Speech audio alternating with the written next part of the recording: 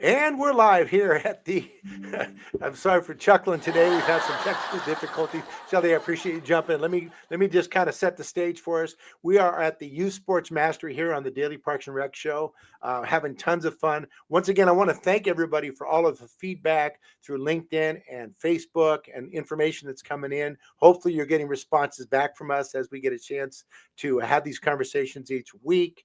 Tuesday here at 10:30. Excuse me, Thursday. What day of the week is it? Thursday at 10:30 a.m. Before we dive in and start to talk to Shelley, I want to give a full introduction on that. But I know that we want to pay homage and really be grateful to Craig and all of the wonderful people behind the scenes at the Daily Parks and Rec Show. Craig, if you guys could go ahead and run that information, that would be great, and we can dive right in. Welcome to DPRS Media Co., the first media company built for the people behind the Parks and Rec community. We don't just cover on Parks and Rec, we elevate it, we amplify it, we honor it. At the heart of everything we do is one mission: to serve the public servants, the professionals who design, maintain, and lead the parks that shape our communities. Under the Daily Parks and Rec Show, we produce 6 powerful platforms. Leadership in Parks and Rec, a spotlight on directors, superintendents, and visionaries shaping the future of public spaces. Facility maintenance, where the boots hit the ground, a deep dive into the systems, crews, and craftsmanship that keep our parks clean, safe, and beautiful. Young Professionals Network, shining a light on the next generation of Parks and Rec. Students, interns, and mentors sharing how we build a legacy together. Youth Sports Mastery, sponsored by National Academy of Athletics. This series is for coaches, parents, and rec leaders working to make youth sports fun, fair, and meaningful again. The Rec Room, hosted by the passionate leaders of Henry County Parks and Rec. This show brings frontline energy and real-life stories from the field. And the weekly Parks and Rec Post, our official newsletter delivering stories, insights, and community wins every week. We are DPRS Media Co., LLC, a media company with a mission to uplift the professionals who serve every community, every park, every day. All right, so Shelley, now you know the rest of the story. So everybody, I'm blessed every week to get wonderful guests that are willing to come in and share their experiences in life in general, but also specific of how it kind of fits in the youth sports space as we talk about it. Today, Shelley, I was actually, and I know we've known each other for a long time, but I was going through the list and I said, how do I even introduce you? So I thought, you know what, I'm just going to hand it to you. Shelley Russi, would you do me a favor and talk about kind of who you are and just give them a little, I know there's a long list, but let's start with, maybe you blew the whistle a little bit and kind of give them a rundown of kind of your history and where you've been so they understand why I'm so excited to have you on the show today. Awesome. And thanks for having me, Aaron. And that video that I just watched, you guys are doing a lot. So congratulations. I believe wholeheartedly in Parks and Rec, and it's been a big part of my life. So thank you for doing what you're doing. Grateful to be here, everyone. I grew up in a city where parks are very prized. I live in Alameda, California, and we have one of the best park systems, in my opinion, but I think also in the recreational department world's opinion, based on the size of our island. And I was fortunate to be able to go to parks growing up, being born here, left for, handful of years throughout my younger college and graduate school and, a few years after. But when I had my own kids, I was back here in Alameda, and my kids identify areas based on the types of structures that were at the parks. That's how my kids were raised, and loved having that park system here in Alameda. So I can say that the parks were foundational in my upbringing. I come from a large family. I'm the youngest of 6. Growing up in that family, there was only 9 years between us. So you can think about, the age range not being that different, and just being able to have family, faith first, and then education is how we were all raised. The next piece was motor fitness. My mom was big in teaching motor fitness to all the young kids at the time, and sports. So sports and recreation were weaved all throughout my childhood.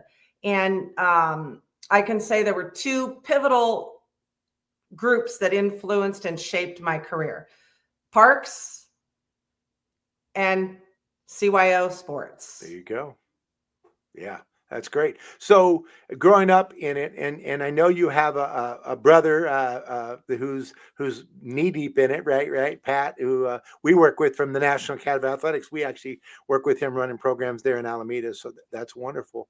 So let's talk. I want to jump forward a little bit and talk a little bit about your experience as a basketball official, because I think it really sets the tone. As someone who I officiated 21 seasons myself, so we get to speak. We won't go too deep, folks, into the referee world, but I think it's really amazing, because what you learn and what we do as an official, it really has shaped you off the court as well, right? Can you talk a little bit about your first of all, let them know, I know 20 seasons NCAA official. Tell us a little bit more. Just, I know you don't like to, but throw a couple credentials out there. Lone, go for it. Give them a little bit. Okay, so I started reffing at 14. Having grown up in Parks, I also played sports there, and when we used to have the park leagues. So at 14, I started umpiring softball and officiating basketball and volleyball. And that first summer, I was eligible to work for the city. I actually umpired the baseball program that they had. Okay. And so I started early in my life officiating various different sports. And at some point, my skill set showed in basketball, and I was hired very early on into higher level games, I guess I would say. I was student program coordinator for intramurals and recreation at UCLA. I was director of intramurals and campus recreation at St. Mary's College during my graduate school, and I had already been hired in junior college basketball. That point, when I was finished with graduate school, I went to a camp and got hired in Division I.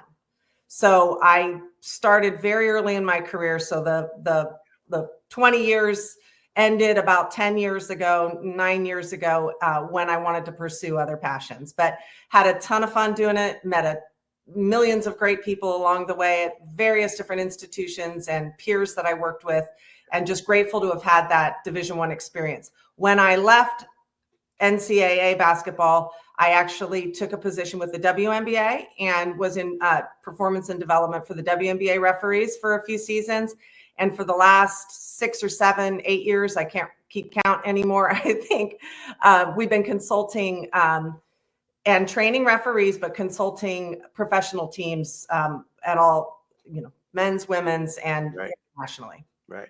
So in the Parks and Rec space, we try to stay in the youth space, but I think it's important to get your perspective. I did the same thing. I was a freshman in high school, and I ended up umpiring, right, for the Parks and Rec in Mill Valley, right? And then I moved up the ladder and I refereed. And my first game was actually a summer camp basketball game with Richie Ballesteros and Bob Sidoff. They put me in a camp at Bishop O'Dowd and said, go blow the whistle, right? It's like, okay, it's like, that's the real deal. But it's interesting because as you get thrown in the mix of officiating and how it translates into life, I'm thinking about, your background, which is amazing in sports. And I love the fact, that's why I like having the conversation, because you've done a little bit of all of it, right? From being connected with it there. So now you're also giving back, right? You're also giving back, not just because you did it, but now you're training, right? So for those out there that are in the Parks and Rec space, a lot of the biggest challenges they're having right now is, how do we get officials, right? And how do we train officials? So let's start first on the training, then we'll talk about the recruiting side. I really want to talk about Refology. I want you to kind of give a little bit of philosophy. I know my talk, teach, play at the National Academy of Athletics is a big part of what we do, but would you talk a little bit about Refology and the philosophy and what you've done, because it's transcendent. It really is. So maybe 2010, I started a referee training company called Refology. And traditionally in our industry, it's always somebody's name followed by summer camp. And I didn't really want that. I wanted to be able to teach a way of being in officiating sports. So Refology has a tagline: it's the practice of refereeing present, physically, mentally, and respectfully. I believe that being an official makes you a better human being if it's done in a very intentional fashion, in service to the game. Having grown up in a family, like I discussed a little bit ago, with a lot of athletes, from my dad all the way to every single one of us playing very competitive sports at high levels. I really was a passionate player. And when referees didn't take the games seriously, they heard about it because I started reffing pretty early. I can't say that I had the perfect career and didn't get kicked out of games, but every once in a while, sometimes it happened, right? So at Bishop O'Dowd, because that's where I went to high school. There you go, connection. So in any event, I really believe that basketball, for both the officials and for the players, is something for life. Right? And other sports as well, whatever your sport of choice is, it's something you should grow through and want to be able to be part of at some capacity for life. And I don't think referees realize in this shortage with the sports explosion, with what's going on, that they have the ability to impact more of our youth lives than just about any other demographic in the world. Right. Because if you're out all weekend for 6 or 7 hours reffing games, maybe you're reffing 10 or 12 because we have the shortage. It's a big part of my philosophy to teach that each game matters, each possession matters to that participant. Yeah. And the games matter. When we're in service to them, we walk away feeling better as well. You make some money. There's no doubt about that. You should be compensated for what you do as an official. We do take a little bit of heat every once in a while, but when done very intentionally with the goal of serving as a human developer for our youth who are playing just about every sport that they can. And if they're not, they're there cheering their fans on, or they're sports coding, or they're doing other marketing or the PR for it on all the social medias, whatever it is that the affiliation in sports.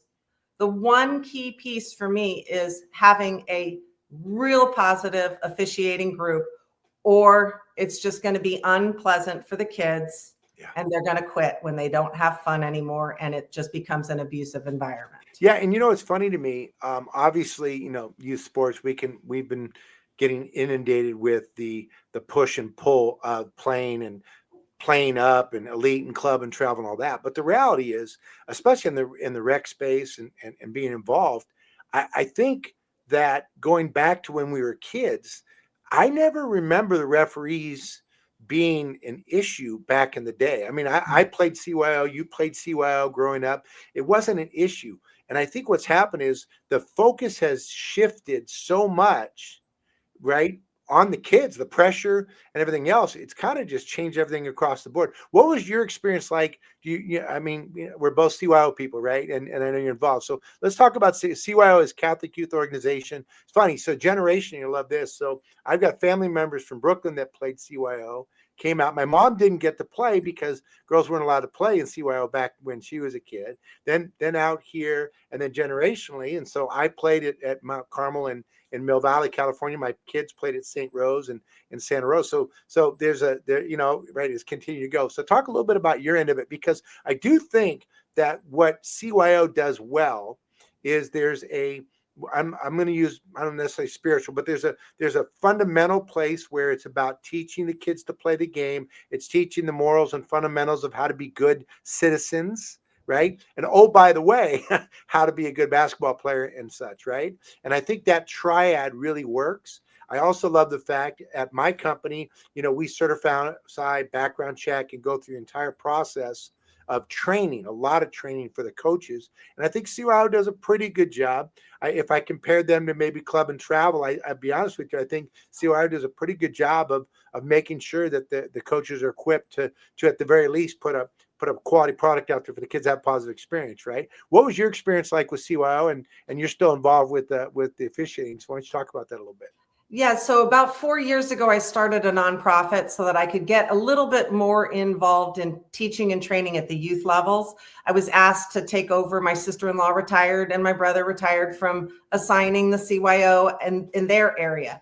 And I want to draw a few parallels, Aaron. I don't know if you probably have thought about this, but CYO does regionally, right? So you have to live within the boundaries of a parish. Right. Very similar to how we used to play at the park.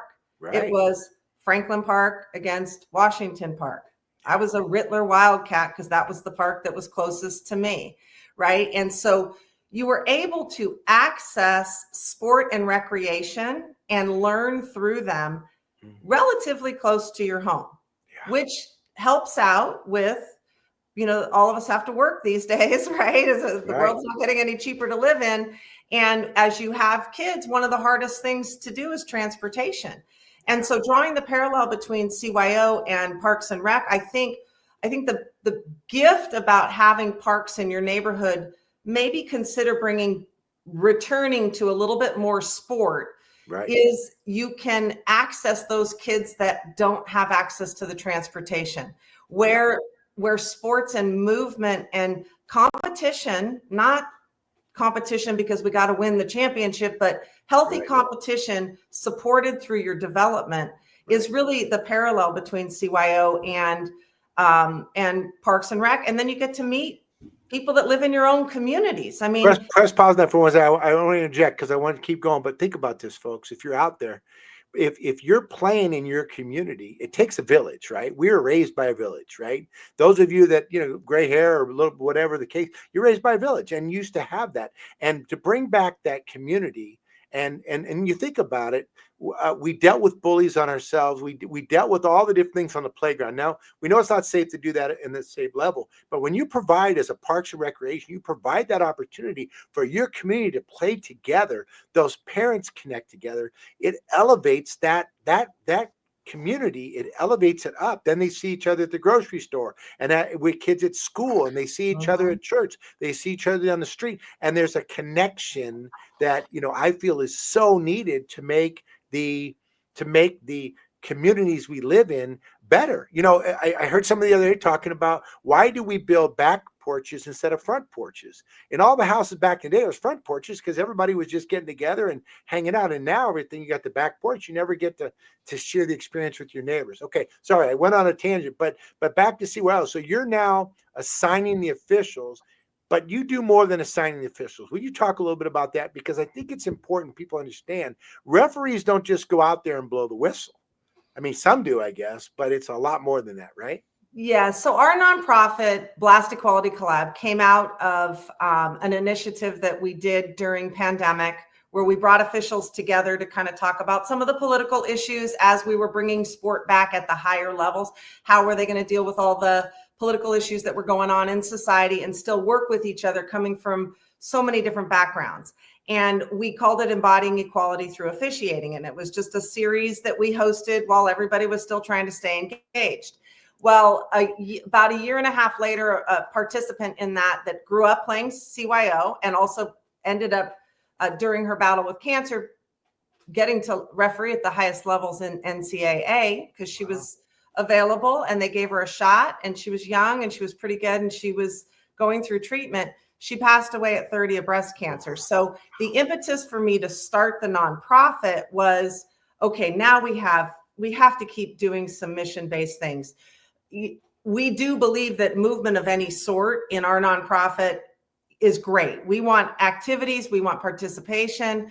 And CYO, one thing I love about it is that they have the minimum play requirements. Right. And even though the games in some areas do get pretty competitive, I do think the coaches try to have the kids all play. And I think the players with more skill in certain sports, they're learning leadership skills, passing it down into the kids that maybe aren't going to play on a high school team or even a middle school team later. But to start this nonprofit, I do some of the assigning. What I'm trying to do with the nonprofit is bring other people in to assign in a very servant leader way, pairing high school students with more experienced referees where both are getting paid equal, but there's teaching and training going on through the level. We started our breast cancer awareness fundraiser revolving around, we donate money to a couple of charities that supported Stephanie Daly through her battle, but also have really incredible missions. And they're actually very much encouraging the movement and activity. And in some of they've got runs and all kinds of things. They partner with recreation departments I've seen on their social pages. And, just trying to get women out, obviously, to try to help prevent the disease.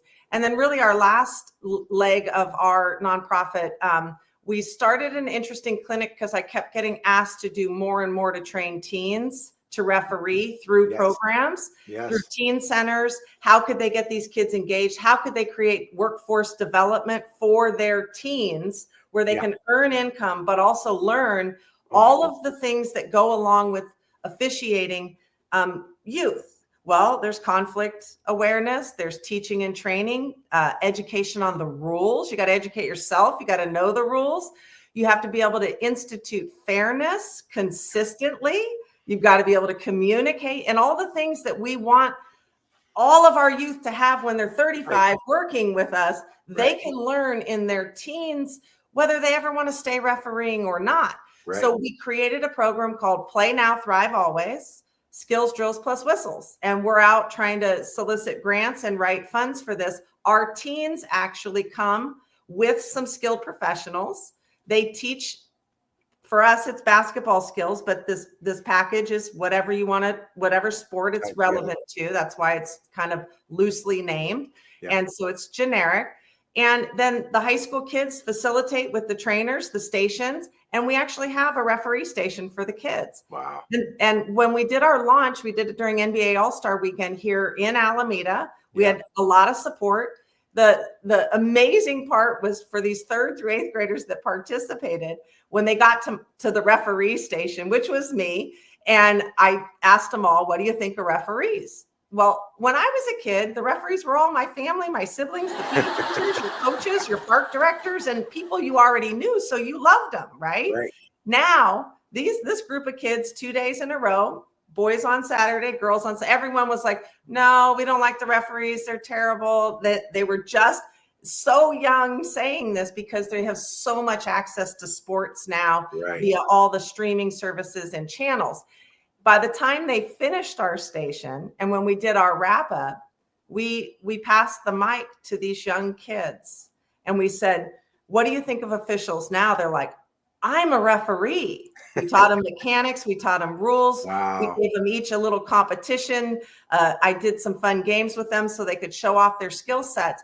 And so we passed some culture change through them so that they had language now to use with their next competitive environment, or also with their parents who are screaming in the crowds. The one thing I loved about going to the parks is we left our house, and when we came home for dinner at 6 o'clock, we were fortunate to live in a relatively safe neighborhood. So I know that safety is a huge issue and access to those is very important. But our parents would ask us, how was the day? How'd you do? What'd you do at the park? How many free throws did you shoot? Did you play baseball? Did you hit? Did you catch? What did you do? As opposed to always watching us. And, you know, there's such a freedom about, you know, one of the things that I think is so great about what you're doing is you're helping them to get so many different experiences. It's, you know, and I love the fact is, you know, the coaches that I worked with and remembering, looking back on it, the kids that learn to referee, even if they just experience for a little bit, it changed their perspective so much, like you said, so much when they go back out and play, they have a different level of respect and they kind of go, okay, you know what? Now I get it, right? And they're less likely to be, blaming others or whatnot.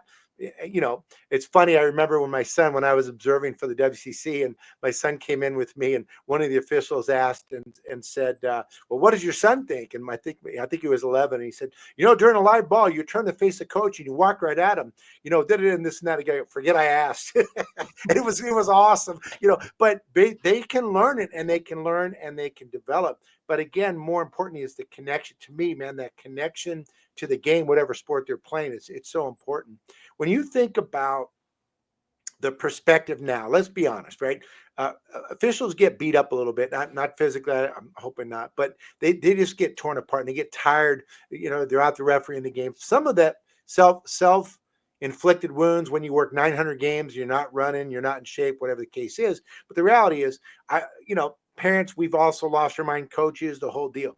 But let's just talk about give me a couple minutes on the perspective that's changed in your mind in youth sports with the respect for, there used to be immediate respect for police, for fire, for military, Mr. Johnson down the street, and for referees. And now they become more of a target, it seems, rather than a respected position, which they should be. So again, I'm going to lead with, I do think referees interact with more kids. And yes, there should be some degree of respect, a lot, right? And referees also have to come with that respect, Yes. right? So right now we're kind of in a polarized situation because sports is on such an explosion that the fun, and we know from all the research, Project Play, I started following probably 2016, something like that, when Risa was in charge of it or launching it. Kids quit when they're not having fun. And so again, there's a role of education that we need to ensure we deliver through our sports programming. There should be standards. There should be certifications that this event. So my nonprofit Blast Equality Collab, we're working towards Blast Equality Collab designated events. When you come to this event, these are the expectations for parents, coaches, and players.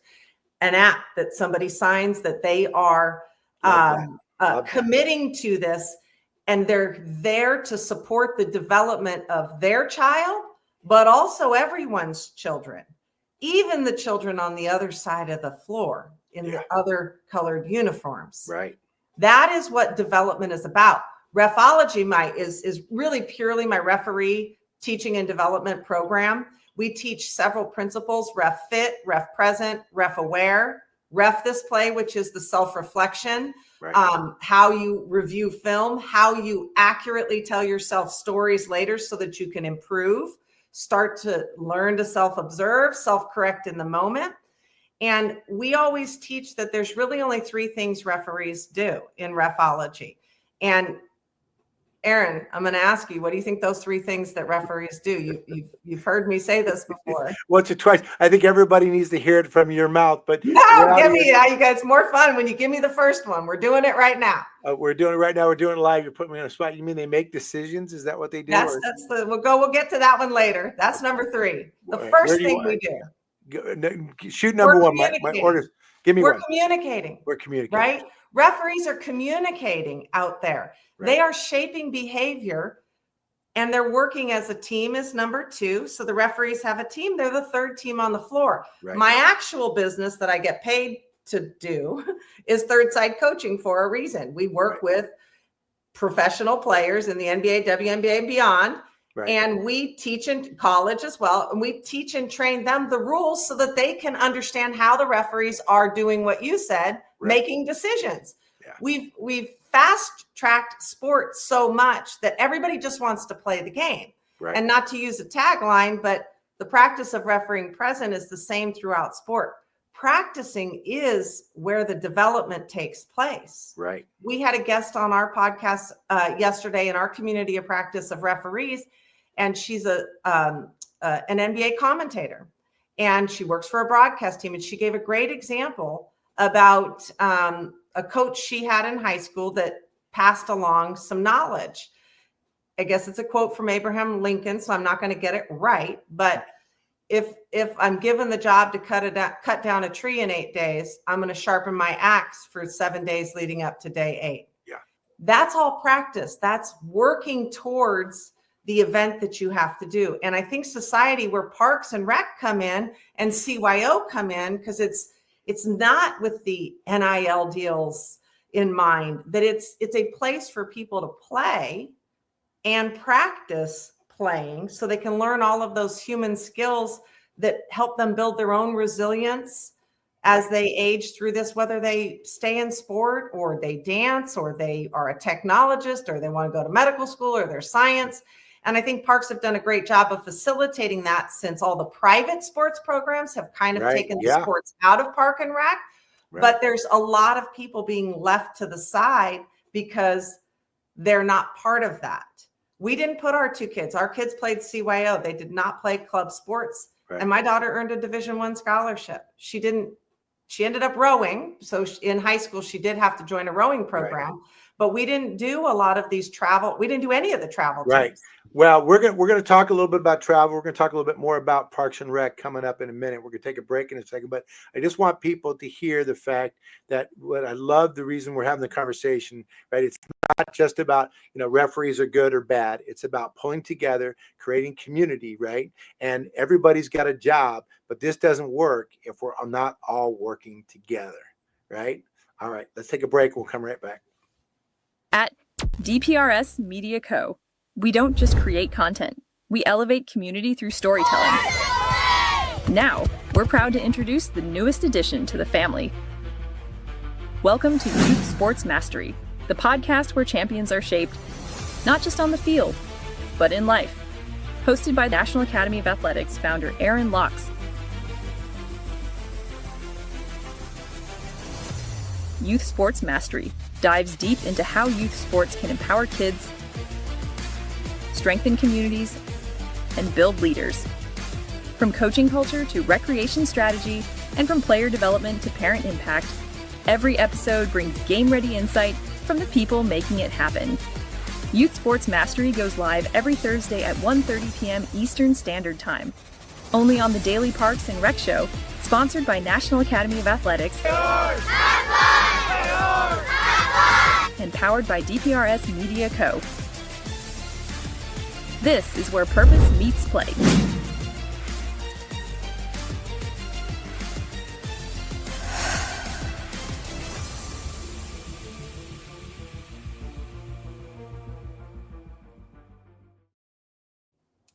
Welcome back to the Youth Sports Mastery. We're here with Shelley Russi. And Shelley, I was kind of pontificating, thinking about what we've been talking about. And, we've got a lot more to cover in a very short period of time when you think about it. And I'm excited this weekend. We're going to get a chance to be working with some officials, some high school officials in the Bay Area.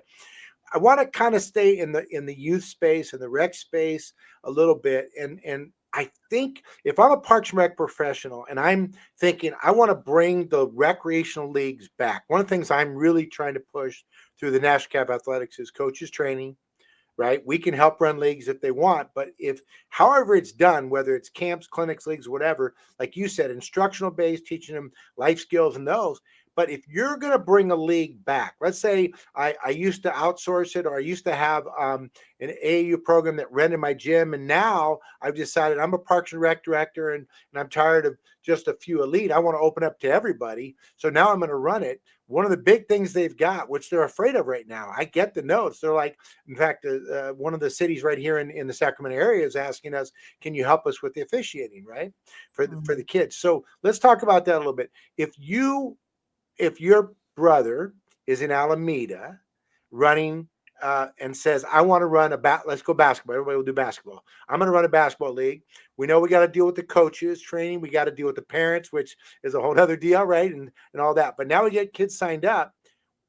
What do you suggest about the officiating? Because I think we can help some of these, whether they're in Texas, Michigan, or California. It's all the same, right? We got to get people that are willing to come in and referee the game. So let's give a little insight on that, would you? Yeah, it's going to be a challenge. It's a great question, but I would say that one of the things for sure is after school programs, right? Everybody is really focused right now on facilities. There's a lack of facilities in the private space, whereas Parks and Rec, they can have leagues outside even when the weather's in a good position, 3-on-3 or other sports as well. You can take over a basketball court and make it a different type of a court. Right.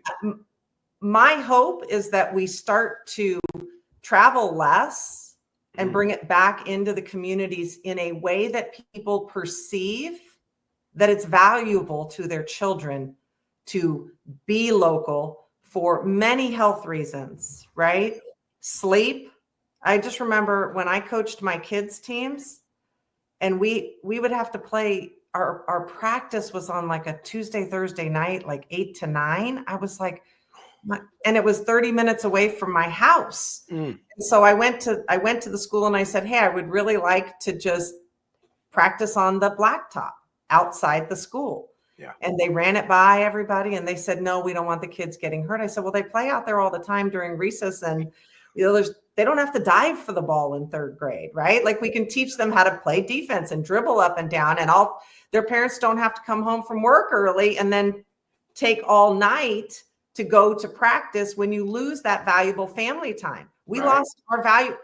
I grew up at dinner was every night at 6 o'clock. We didn't have that at all in our house because the kids were different ages and they always had a different practice at the evening time. Yeah. So I think parks can fill that gap.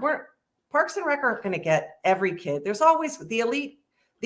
Everybody's now elite, right? Or thinks they can be. I'm 6 years old. My son's elite. They're on their way. No, stop the insanity. So that's fine. We may not get those folks, but I do think Parks and Rec, if they were to bring back more recreational leagues where the competition isn't so much the goal of winning a championship or a trophy or getting a scholarship in third grade or even eighth grade, right? I think if they were able to just bring back the fun of competition and program around fun, how you get the referees in there.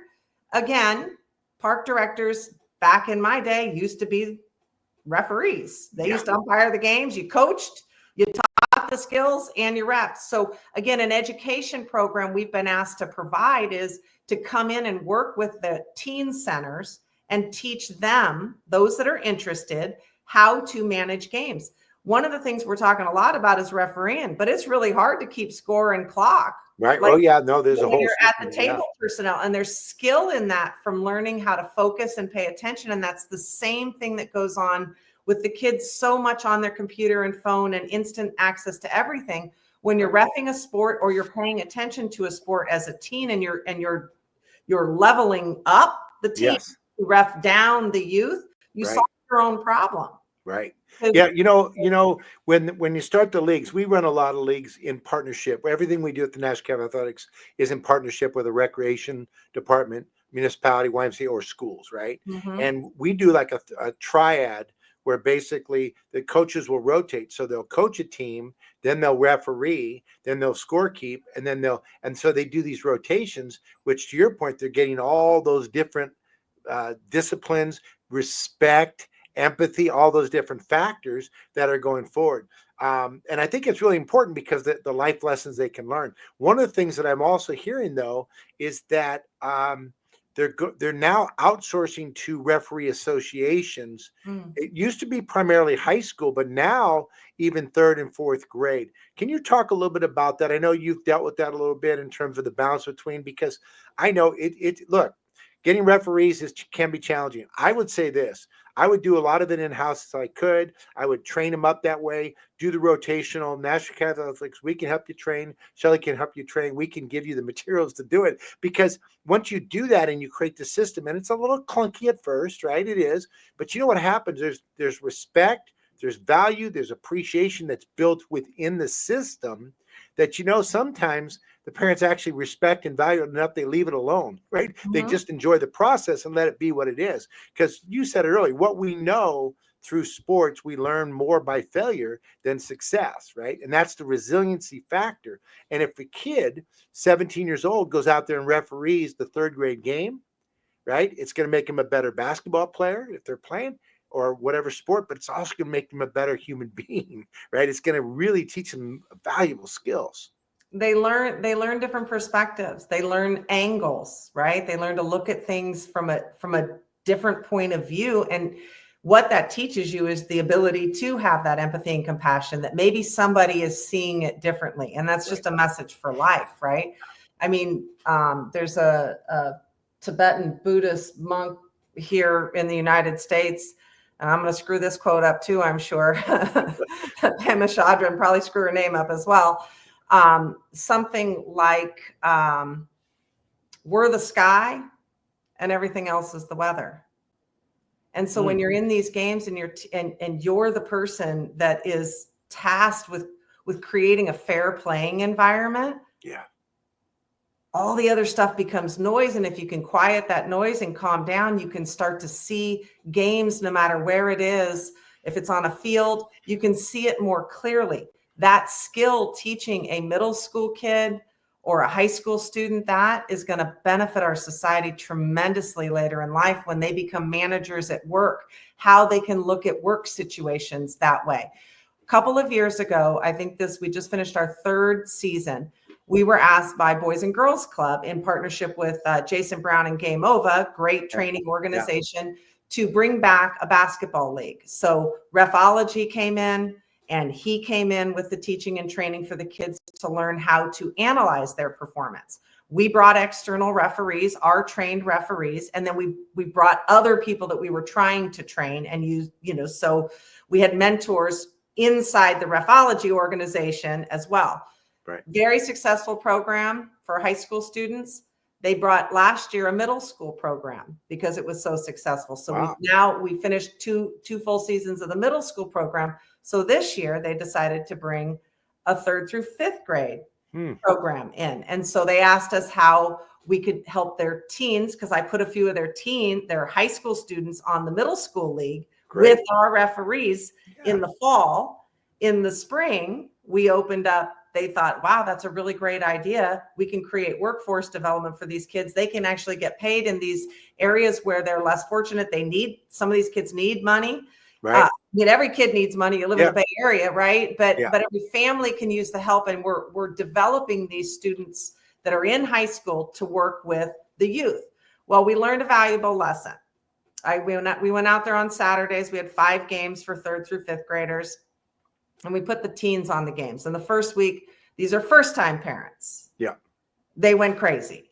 They were screaming and yelling at these kids that I was so mortified that I just reffed all 5 games with them so that the parents could stop yelling. Okay. Right. This is why I talk a lot about having things after school. The teen games and the high school games are after school. There's not so many of the kind of the abusive culture that's come out of this and the helicopter parenting.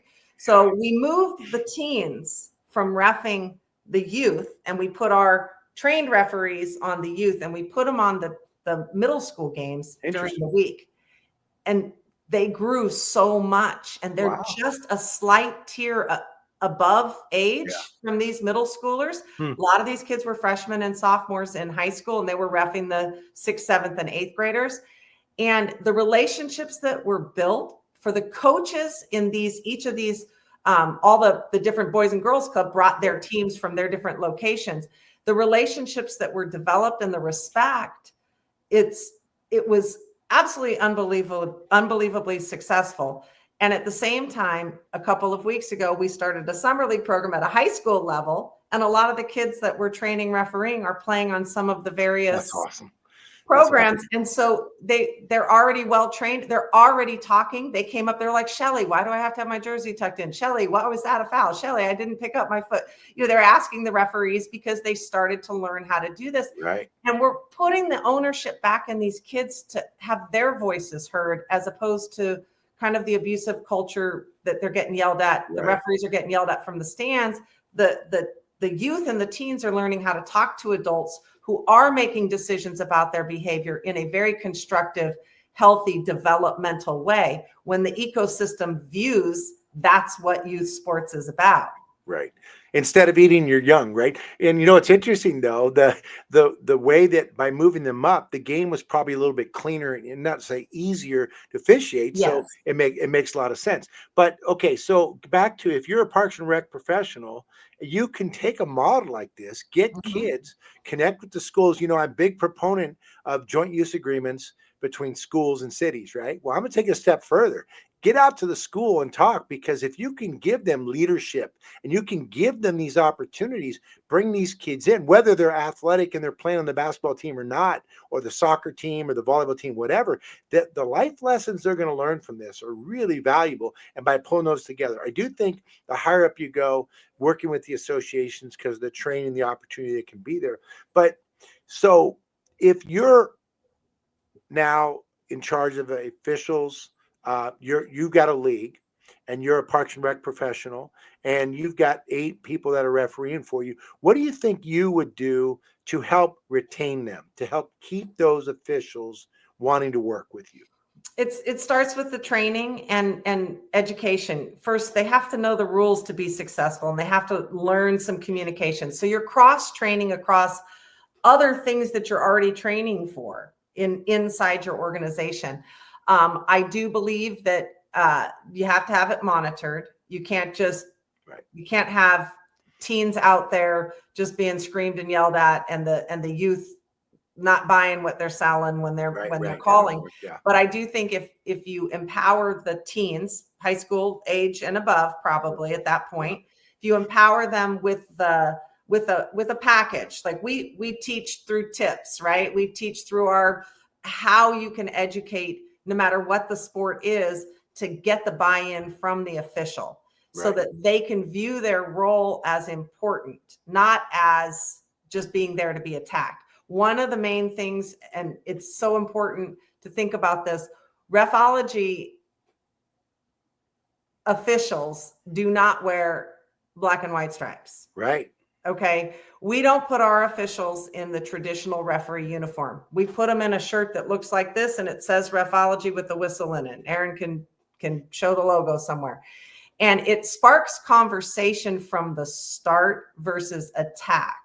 So how we prepare these kids, people come up to them already and say, wow, that's a cool shirt. And actually the teens like walking around in that shirt.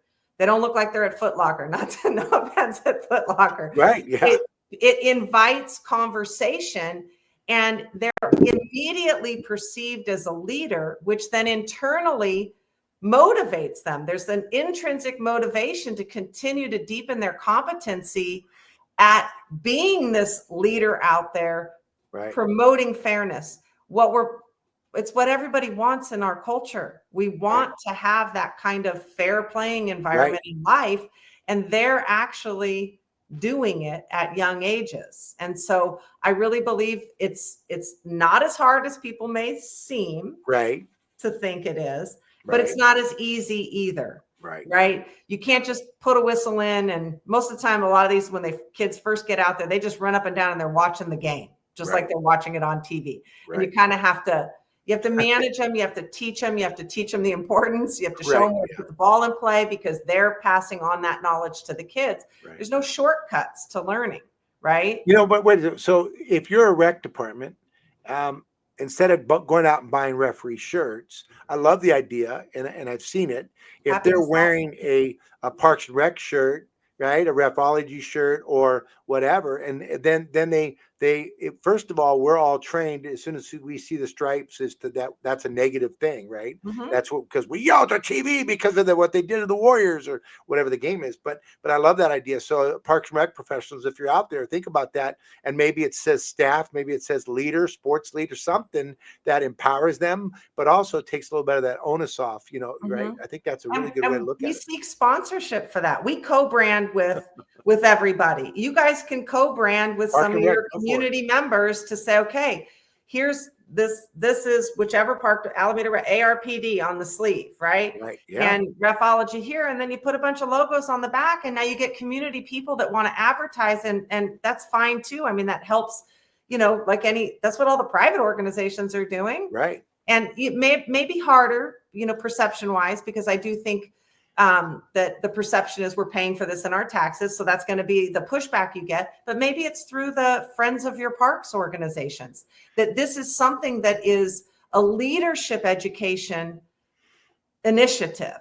And this is how we're going to help each of the kids that grow up in our community, if they want to, whatever the sport is. It's common with lifeguarding, community pools, right? Lifeguarding is always...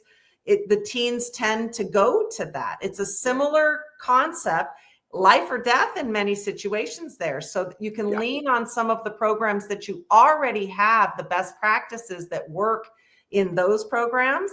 And then you bring in consultants. I mean, that's what really we do. I'm not trying to assign a bunch of games around the world. What I'm trying to do is teach and train them up. A referee philosophy that helps people view officiating and feel that they're important, and that they can practice mindfulness through it and learn leadership, and that they're doing good in the world by solving a problem that is rampant, which is a shortage of referees. So it's marrying the recruitment and then the benefit for society in your communities all together by just having that end-to-end package. A lot of other sports do it. Basketball traditionally hasn't, because it's but Little League Baseball does that a lot. They bring them through. Volleyball. Yeah, I think it's also great because, my philosophy here at NAFA is that if you have the coaches, the players, the parents, and the officials all getting the similar message, similar training, similar, then you got a fighting chance for this to be consistent and make it happen, right? I mean, that's a big part of it. So let me ask you this. I know myself some misconceptions, misunderstandings, thought process about referees. And I want to kind of help the referees out, the brother and the sisters that are out there that are refereeing, that are going to be watching us out there. We got your back, right? If you're out there working hard and you know your rules, we got your back. We got you, right? But that being said, give me a couple, because you refereed a little bit, and I don't know about you, but I remember when it was a huge crowd, it was actually easier to referee because you couldn't hear anything anyways. When there's 4 people, then you had to deal with it, right? And sometimes you had to deal with it. But let me ask you, what's 1 or 2 things that you think that would be interesting, just because we can, that maybe people think about referees? I'll start off with one that maybe will probably, referees, most of them, 90%, have a day job. They're real people, right? They could be a real estate agent down the way, and oh, by the way, they're giving back in the refereeing. So that's one for me, is, don't forget they're real people too, and they got a day job, right? Give me 1 or 2 for you. Well, I mean, planning is important, right? I just think nobody understands that there isn't just a referee around every corner. I mean, I get phone calls all the time. Hey, can you send a referee here? Then in the next 2 hours, I'm like, well, that's really not my business. Sure. I can ask a few people, but there's no telephone booth to go, turn into Superwoman here and fly out there. I mean, if you'd called me yesterday, I probably could have planned my day and come and done it myself. Right. So I work with some private clubs that have basketball leagues, and they email. I actually went and did that last week for one game because they couldn't find somebody. If we're given that opportunity in advance, then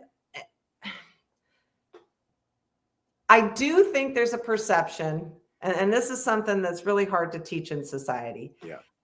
And referees, it is a tough job, right? But we make it tougher on ourselves by not being present, by working too many games, by not turning down assignments when we can't get there on time. And so so it's a double-edged sword. We're getting yelled at, we're forgetting to communicate, but then we're getting yelled at kind of unfairly, right? So how do you solve that communication problem? I mean, look, when we get that one, probably won't have an issue, a shortage anymore, right? But I would say that referees aren't trying to miss calls.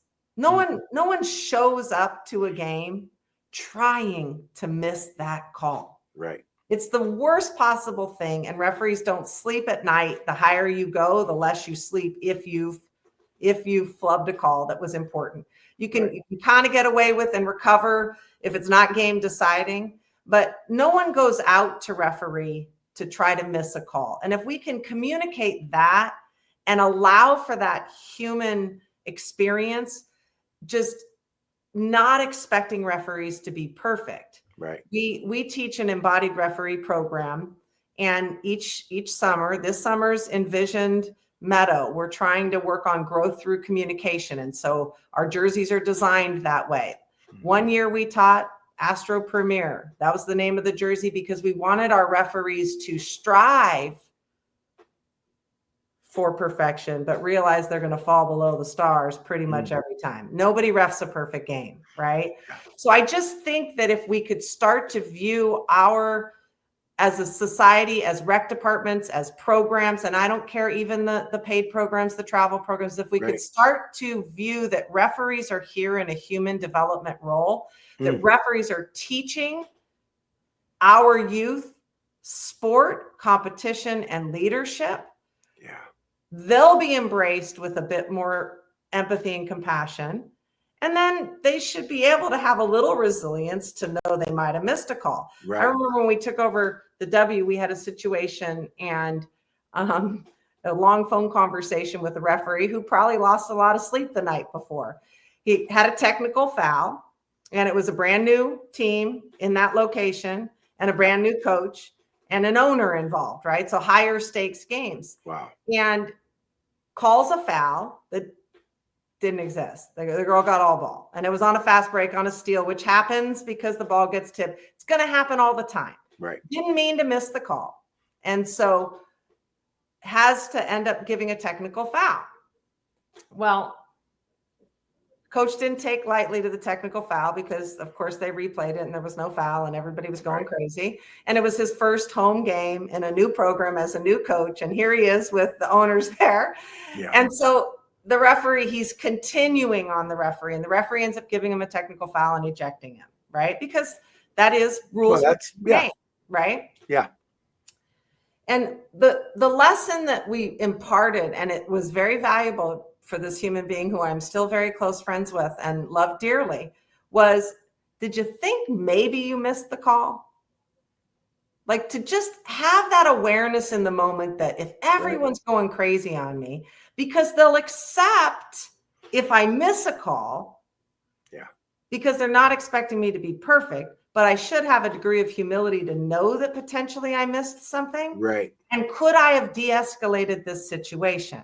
Right. And that lesson was learned, and it was very pervasive. And it's something I think that when we build programs responsibly, because I'm being asked to help with some officials in this other and train these teens, and they just want to know, how much is it going to cost and how many people do you have? And you have to build with, what's your budget and what are you trying to accomplish with that budget? And now I can help you be successful. But if you just want me to throw a number out there and get things as cheap as possible, you're building programs irresponsibly that are going to lead to more conflict. And it has to have a slower growth model in this, bringing back sports into recreation. Because the perception is it should be free if it's part of recreation. I'm sure. I'm not the budget analysis people, but I do know that everybody's like, they don't want to pay for things at the parks, right? But why not? I mean, there's not enough tax dollars to go around in many of these cities to fund these. Well, and there is ways. What I love about Parks and Rec, again, going back to the professionals that are in it, they really are trying to do their best, just like the referees. I just want a quick snippet on this. If you refereed a game, if I refereed a game, if people are out there refereeing that are really good at this game, when they get rated, it's going to be 90, the good ones, right? 90 something plus, right? So they're going to get 9 out of 10 right, maybe better. Right? That's fair, right? So if you're out there watching the game, I'm telling you, you watch the NCAA, you watch WNBA, and you chart and you really look at the plays in that, right? They're not missing that many calls, right? The problem is when they miss, they really stand out. But you go through the whole game and there's not just how many calls, but how many decisions to not blow the whistle, how many times, all the different factors go in that I don't think people really understand as it goes forward. And that's why, to me, again, sports is amazing for teaching kids life skills.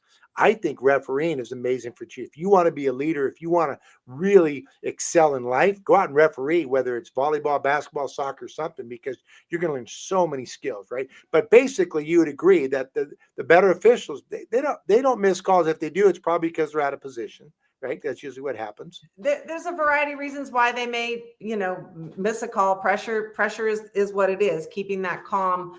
But I agree with you. When we blow our whistles, typically the decisions that referees make are in a higher percentage.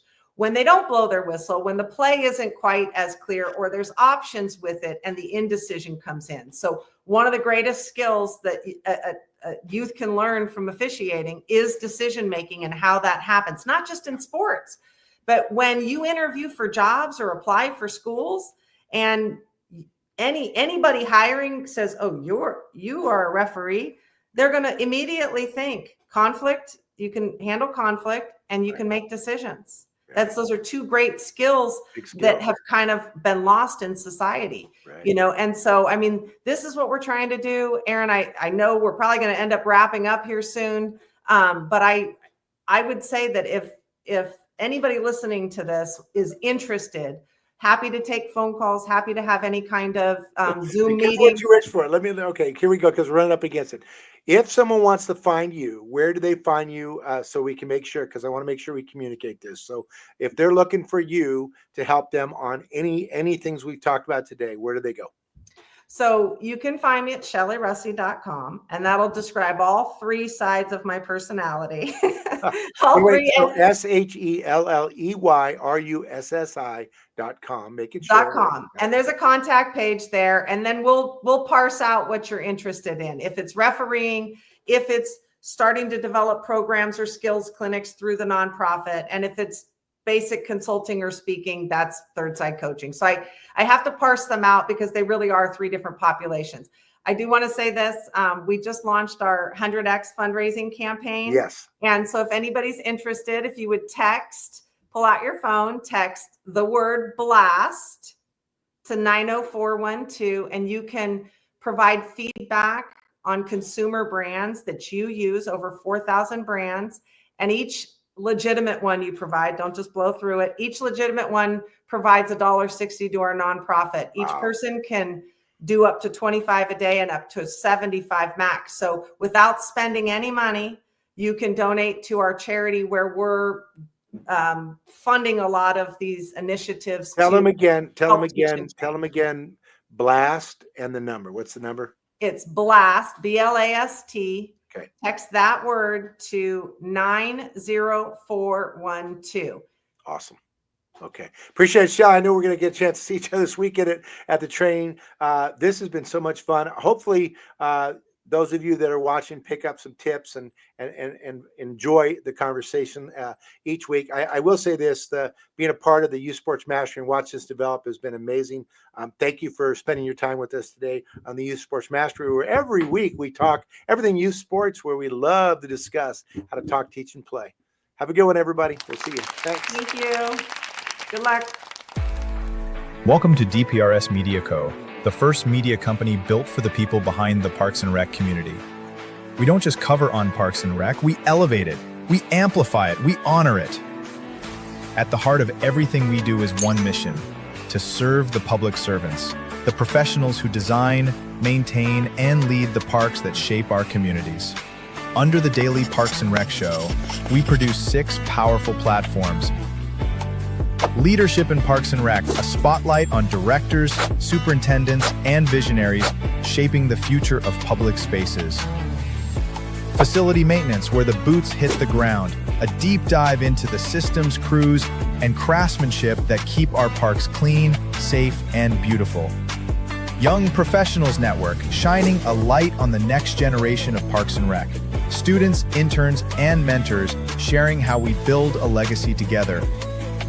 Youth Sports Mastery, sponsored by National Academy of Athletics. This series is for coaches, parents, and rec leaders working to make youth sports fun, fair, and meaningful again. The Rec Room, hosted by the passionate leaders of Henry County Parks and Rec. This show brings frontline energy and real-life stories from the field. And the weekly Parks and Rec Post, our official newsletter delivering stories, insights, and community wins every week. We are DPRS Media Co., LLC, a media company with a mission to uplift the professionals who serve every community, every park, every day.